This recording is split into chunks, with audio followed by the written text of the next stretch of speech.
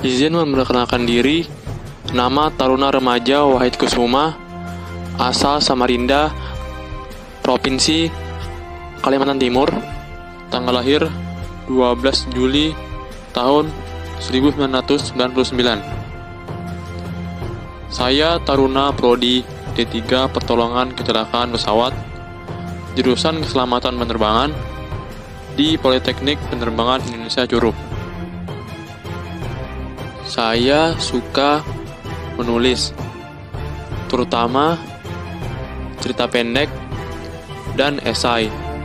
Sudah banyak lomba yang pernah saya ikuti sampai ke tingkat nasional. Tapi yang lebih aku sukai adalah olahraga. Karena olahraga itu meningkatkan kualitas hidup serta menguatkan dan menyehatkan.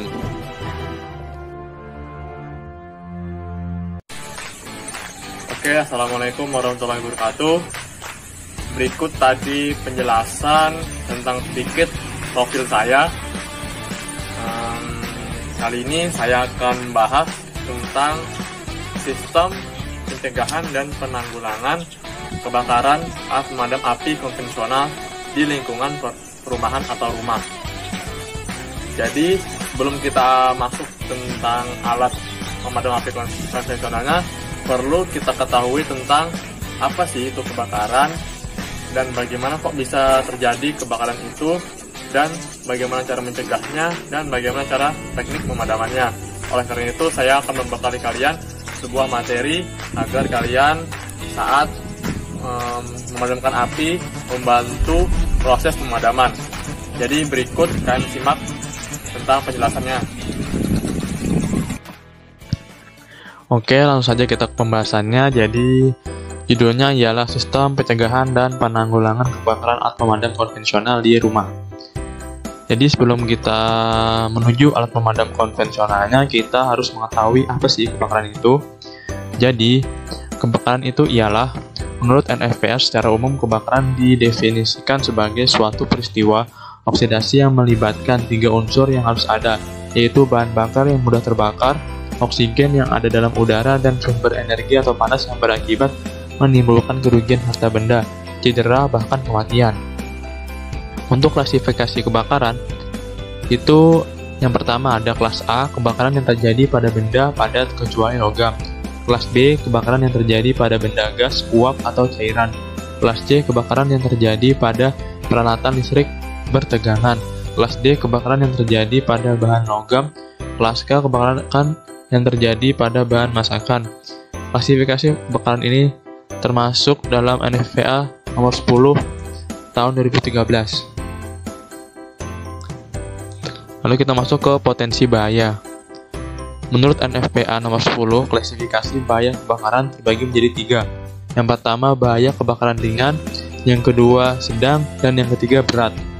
Untuk yang ringan, bahaya ringan ditetapkan apabila benda padat dan bahan cair yang mudah terbakar memiliki jumlah sedikit. Contoh yang termasuk bahaya ringan adalah kantor, kelas, tempat ibadah, tempat perakitan, dan lobi hotel. Dan untuk yang sedang, bahaya sedang ditetapkan apabila benda padat dan bahan cair yang mudah terbakar memiliki jumlah yang lebih. Klasifikasi bahaya ringan. Contoh yang termasuk bahaya sedang adalah area makan, gudang, pabrik lampu, pameran kendaraan, dan tempat parkir. Lalu, selanjutnya adalah berat. Bahaya tinggi ditetapkan apabila benda padat dan bahan cair yang mudah terbakar yang sedang digunakan, yang masih tersimpan dan atau sisa produk melebihi kapasitas. Contoh yang termasuk bahaya tinggi adalah bengkel, hanggar, pengrajin, penggergajian kayu, dan pengecatan.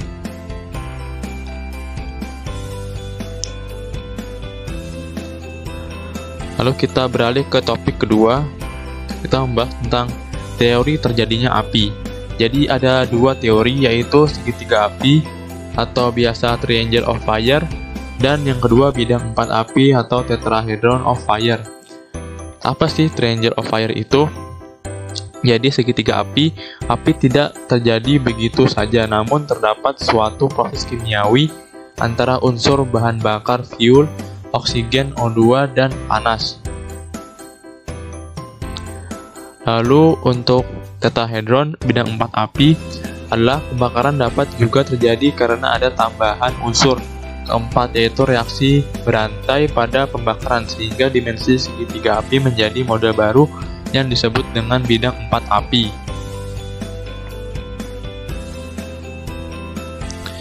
Lalu kita ke topik ketiga. Topik ketiga ini kita membahas tentang teknik pemadaman api. Gimana sih cara memadamin api? Jadi itu ada cooling, smothering, starvation, dan break chain reaction. Jadi untuk cooling itu adalah suatu kebakaran dapat dipadamkan dengan mendinginkan permukaan dan bahan terbakar dengan menggunakan bahan semprotan air sampai mencapai suhu di bawah titiknya. Pendinginan permukaan dan minyak yang terbakar akan menghentikan proses terbentuknya uap. Bila penguapan dapat dihentikan, kebakaran akan berakhir. Selanjutnya ialah smothering. Smothering suatu kebakaran dibatasi dengan memutus hubungannya dengan oksigen atau udara yang diperlukan dalam terjadi proses kebakaran, menyelimuti bagian yang terbakar dengan CO2 atau busa yang akan menghentikan suplai udara. Starvation. Starvation suatu kebakaran dari bahan yang terbakar dapat dipisahkan dengan jalan, menutup aliran yang menuju ke tempat kebakaran atau menghentikan suplai bahan bakar yang dapat terbakar. Yang terakhir, break chain reaction. Pemutusan rantai reaksi pembakaran ini dapat dilakukan secara fisik, kimia, atau kombinasi fisika-kimia. Secara fisik, nyala api dapat dipadamkan dengan peledakan bahan peledak di tengah-tengah kebakaran. Secara kimia, pemadaman nyala api dapat dilakukan dengan pemakaian bahan-bahan yang dapat menyerap hidroksid OH dari rangkaian rantai reaksi pembakaran. Lalu topik keempat. Nah, bagaimana sih cara mencegahnya? Langkah mencegah kebakaran itu, yang pertama adalah waspadai rokok. Yang kedua, kalian harus menghindarkan pemantik dan korek api dari jangkauan anak-anak. Jauhkan benda yang mudah terbakar dari jangkauan sumber api. Gunakan alat-alat kelistrikan secukupnya dan rencanakan jalur evakuasi. Tadi kita sudah mengetahui tentang apa sih kebakaran itu, terus bagaimana terjadinya api, lalu bagaimana mencegahnya, dan bagaimana cara memadamkannya. Sekarang sampailah kita ke topik 5, yaitu media pemadaman atau alat pemadam konvensional yang akan kita pakai di rumah. Langsung saja kita menuju pemaparan selanjutnya. Oke, kali ini kita akan membahas tentang media pemadaman atau alat pemadam api konvensional yang akan kita gunakan. Karena sebelumnya kita sudah belajar tentang apa sih itu kebakaran, terus bagaimana terjadinya api, lalu bagaimana cara mencegahnya, dan bagaimana teknik pemadamannya. Jadi di sini ada 4 benda alat pemadam api konvensional. Jadi yang pertama itu ada karung goni, lalu yang kedua ada batang atau daun yang basah, lalu ada air, dan yang terakhir ada pasir. Sebenarnya ada lagi alatnya, yaitu fire blanket, tetapi ya, karena gunanya yang kurang lebih sama dengan karung goni, jadi saya mengambil karung goni yang biasanya terdapat di sekitar perumahan. Oke, jadi yang pertama itu ada karung goni. Jadi untuk karung goni ini kalian harus membasahinya terlebih dahulu agar dapat memadamkan api.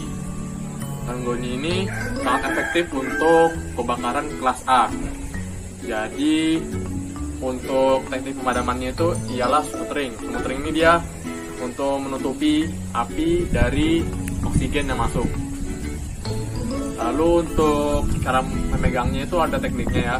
Jadi kita jari itu harus menutupi harus menutup seperti ini agar terlindung dari api. Nah, saat kita memadamkan langsung selimutkan seperti ini. Jadi tangan kita jangan seperti ini, karena jika kita seperti ini pasti kita akan terkena api. Nah, begitulah tadi penjelasan tentang karung goni. Sekarang bagaimana sih cara memadamkan apinya secara langsung? Inilah berikut video tentang praktek bagaimana cara menggunakan karung goni.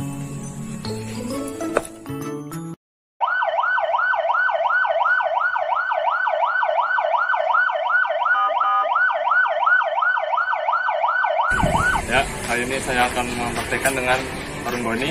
Cara memakainya, keempat jari harus tertutup dengan karung goni agar jari kita tidak terkena api. Nanti kita menggunakannya. Jadi kita harus tidak boleh angin mengarah kita, karena nanti jika ada angin mengenai kita, api akan menuju ke badan kita.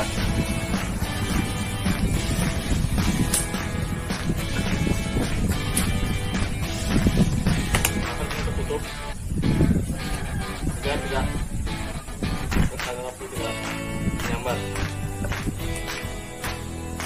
Pastikan semua.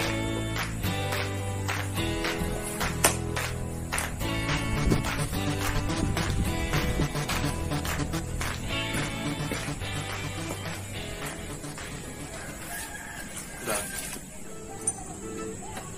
Oke, yang kedua adalah batang kayu atau daun yang basah. Jadi itu contohnya seperti ini. Ini sudah dari pohon-pohon yang sudah jatuh, saya ambil tadi, lalu saya basahkan. Nah, ini nih cara memadamkannya itu kalian tinggal, namanya itu gepiok. Nah, gepiok itu dipukul-pukulnya gitu. Jadi untuk pemadaman kelas kebakarannya itu hanya bisa mampu untuk membakar kelas kebakaran kelas A.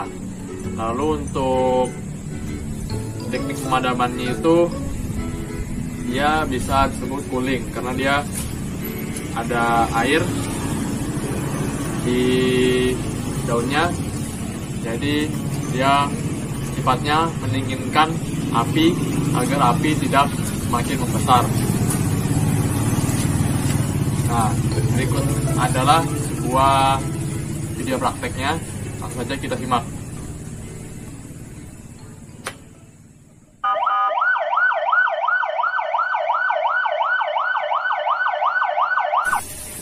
Nah, ini saya akan memadamkannya dengan batang kayu yang basah. Langsung saja kita rotasi api. Caranya itu kan tinggal memukulkan batangnya ke api.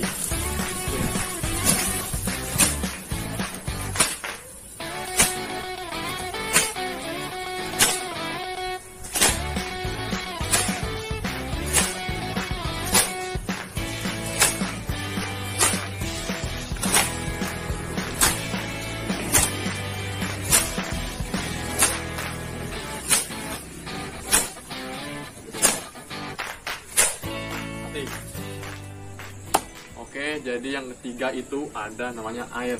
Pasti orang awam sudah mengetahuinya bahwa air adalah salah satu cara untuk memadamkan api. Jadi untuk kelas kebakarannya itu dia hanya mampu untuk memadamkan tentang kelas A.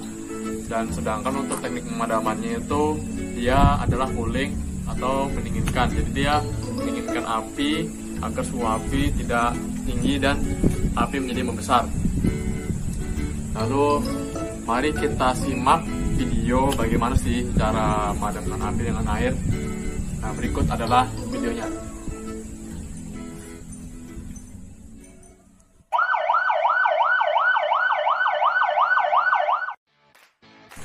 Ini saya akan memadamkan apinya dengan menggunakan air. Nanti kita ke apinya dan kalau dekat,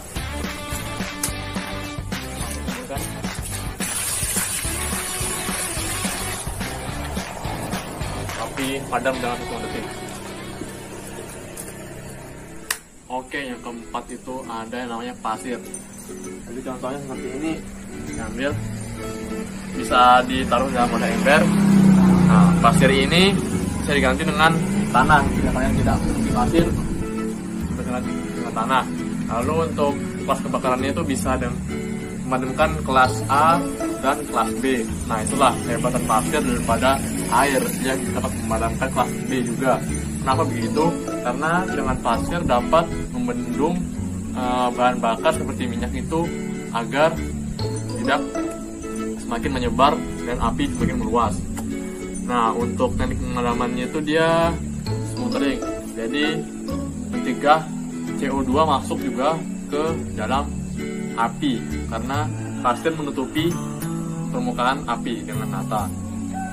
Lalu untuk penjelasan bagaimana sih cara memadamkan api dengan pasir, berikut saya sudah membuat videonya. Langsung saja kita simak video berikutnya.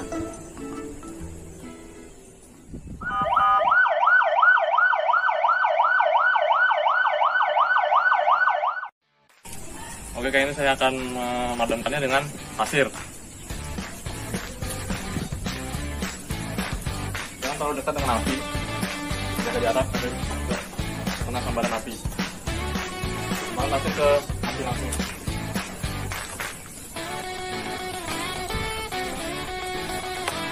Pastikan pasir merata, menutupi semua api agar oksigen tidak masuk ke dalam api. Nah, berikutlah tadi tentang penjelasan saya bagaimana mencegah dan menanggulangi kebakaran dengan alat pemadam api konvensional di lingkungan rumah kita. Jadi saya tadi sudah menjelaskan tentang kebakaran, bagaimana terjadinya api, terus itu bagaimana cara mencegahnya, bagaimana cara teknik pemadamannya, dan saya sudah mempraktikkan alat pemadaman api konvensional.